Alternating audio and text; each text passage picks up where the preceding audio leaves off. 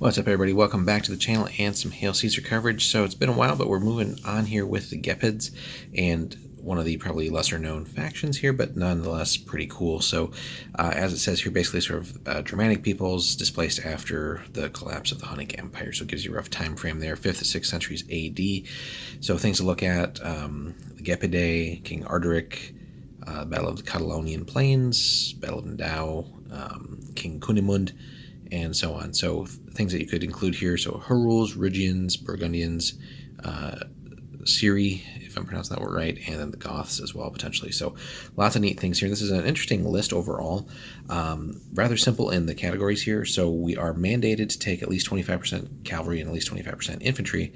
So, and then from there, we could go perfectly balanced, 50-50, or any other combination in between, as long as it's 25 each. So, we could go as much as 75-25 on either direction.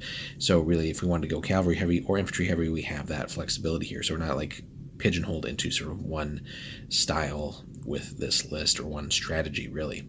So army wise, it's not an overly long list, as we can see here. That being said, we do get quite a bit of pretty neat special rules in some of the units here.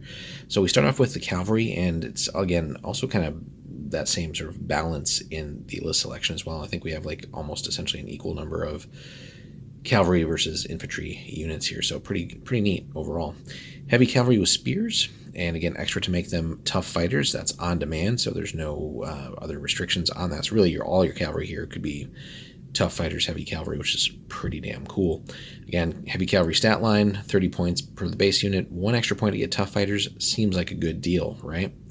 Medium cavalry is kind of just plain Jane, but that's okay sometimes. It does what medium cavalry does, although here they could also have javelins, which is a little bit of a different wrinkle than what we often see. So that's clocking in at 27 points. Then sort of a named unit here, the Kutrigar, light cavalry with javelins and bows. So we have some pretty neat ranged options there. Now this is unfortunately just a one of, fielded as a small unit up to 1, so worth taking. Again, not a huge points investment. We only get 1, but it's pretty cool. And we get Feigned Flight there for 21 points for that unit. Then we also get one other one very similar, except they're just focused on short range here. This is a Hurul light cavalry with javelins. Again, small unit. We can see stat-wise they match up, just not on the long range aspect, of course. But another one with Feigned Flight for 19 points. So let the Kutrigar ones focus on the long range, mostly with the bows. The Hurul doing the thing that they do with the javelins. Again, 21 points, 19 points for basically 2 one-ofs. Might as well take them, right? And then we move on to the infantry here. So not quite as exciting as the cavalry, but overall still pretty neat. So we get medium infantry warbands with spears and or javelins. Might as well take both, right? So we get Fight 7, which is pretty cool. Again, as the warband here. Again, it's going to taper off to 6. Medium infantry stat line otherwise. Again, worth taking the javelins, right? Get that short range action in there, 23 points. No special rules on this one, though. However, sort of the greatness here is access to just Gothic medium infantry warbands with spears and that wonderful Clash 9. And these guys just come with tough fighters, not even paying extra for it. So again, no heavy infantry, but that's all right when the Goth infantry here is punching well beyond what you can expect out of medium infantry, again, as the warbands here. So tough fighters at 26 points. Really good stuff. And then lastly, a dedicated archer unit here, light infantry archers, normal size. Nothing special about it. Again, that's okay. Sometimes we don't need every unit decked out with all kinds of cool special rules. This will do just fine. Plenty of decent ranged combat here. So again, you have your mobile missile unit here in the Kutrigar cavalry, just a one of. So they're up there supporting the other cavalry.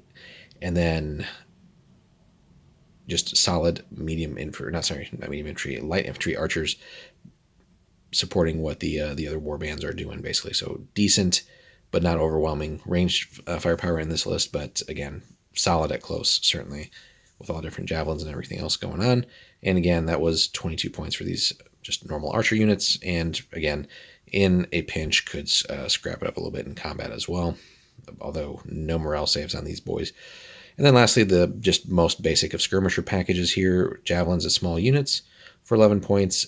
And then if we want to swap them out to have some skirmishing bowmen, add an extra point there. And half of the skirmishers can be swapped this way. So not bad at all. And then lastly, backed up both your standard commander group here of leaders with leadership 8, including the general, and of course free there. So overall, just a fun list, something different to collect. And again, post-Roman collapse, post-Hunnic collapse here. So just that fun gray area where there's just the transition period from out of antiquity into dark ages and everything else here. So Gepids, definitely a fun one. Model wise, not sure who I'd go to first to look to collect them, but certainly there's plenty of options out there just to cobble something together, and gives you a little bit of freedom too, just because it's not going to be as prescribed as far as specific look as some of the other more well-established armies. So let us know what you think about the Gepids, guys. Have you actually played or encountered these guys in any of your Ancients games, whether it's Hail Caesar or anything else? Hit us up in the comments there, guys. Love to hear from you and just your overall thoughts on a list like this. Would you keep it fairly balanced between the two, or would you side more with either cavalry or infantry? Let us know in the comments. Thanks so much as always, guys. Like and subscribe. Check out the link in the description there if you want to head over to Warlord. Anything you pick up there helps support the channel, so check that out. We'll see you in the next one. Take care.